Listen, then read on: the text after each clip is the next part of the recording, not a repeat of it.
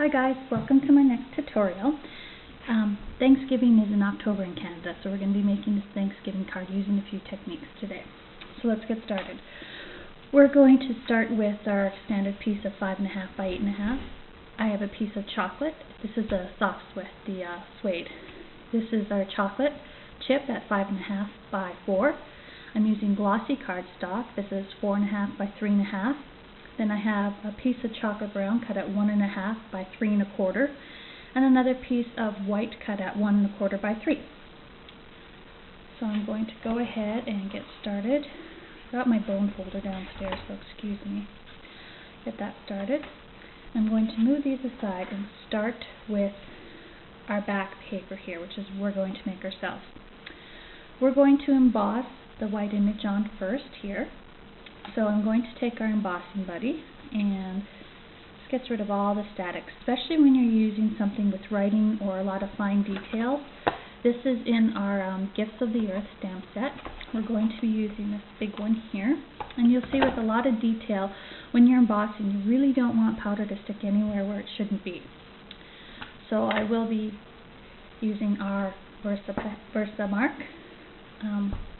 I put it this way just to make sure that everything is covered.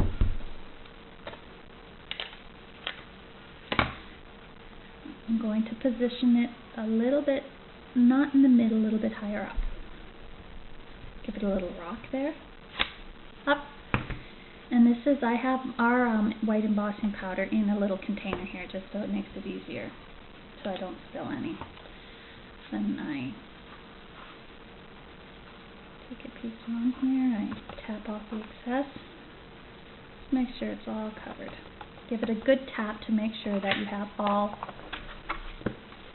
the extra powder off. And embossing buddy works wonders.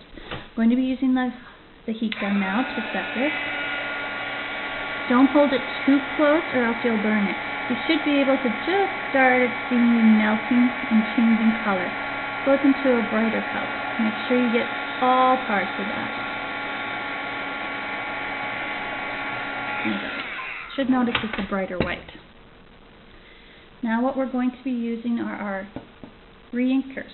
They're not just for filling up your pads again, which is fantastic by the way. What I have in here is some rubbing alcohol.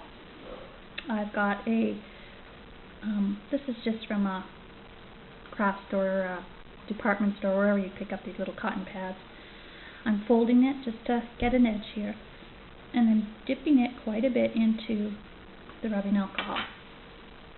I'm going to put a couple dabs of my crushed curry, my soft suede, and my dusty Durango. Now look what happens when you put it to your paper. And you're just going to dab it, move it all around, go right over that image. So what happens when it dries is that we clean it up. Isn't that pretty?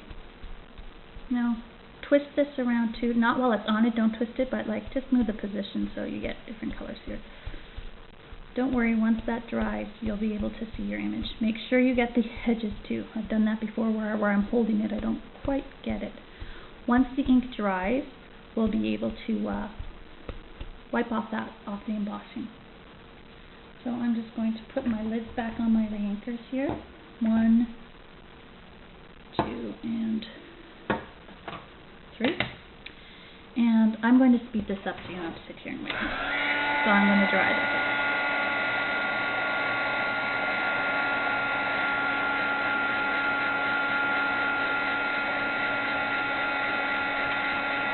Can you see how that white is popping now as the ink is coming off?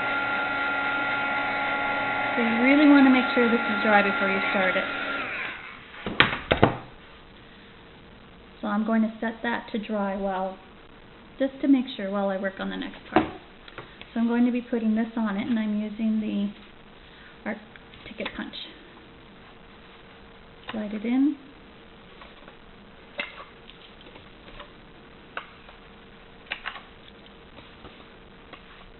I'm just dumping out the part that I cut to make sure it doesn't interfere with the next part. I'm going to, I love our glue sticks. And here we go, putting it on. There's my old cat again. And I'm centering it here. Oops, not quite straight, was it? Sorry, it's a little harder working for me upside down. Okay. So now we're going to do this part here. I've already gone ahead and used my stampin' to do the same process of the Versamark with our embossing powder and the same that's in the Gifts of the Earth. I'm going to open up the crushed curry, and I'm taking my brayer and I'm picking up the ink off my brayer here. And watch what happens when I go across. I'm just going back and forth until I get that nice color there. There we go. Once again, I'm going to let that dry a bit. Okay, so this is dry here. So what I'm going to do now is I'm going to wipe off some of my... I used the side that had the color on it. Don't do that. You'll find that if I make a mistake, I don't really restart, because I know you guys are going to make a mistake too, so don't throw away your whole project just because of a mistake. It's alcohol on there, so it'll dry again. Okay. So I'm going to use the corner punch as well. And your card doesn't have to be perfect. There's people who say I can't do that, because trust me, when I'm designing a card, it doesn't, the first time it doesn't look like this, trust me. So now I'm going to take a piece of our crushed with curry ribbon. I'm going to put a bit of our nail on it. And I'm going to put it up in the corner here.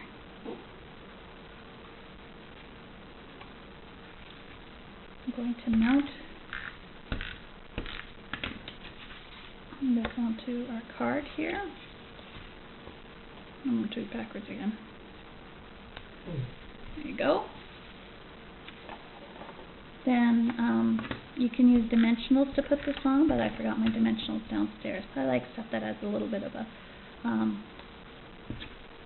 power to it. I'm going to corner punch these ones again, but I'm not going to corner punch my brown.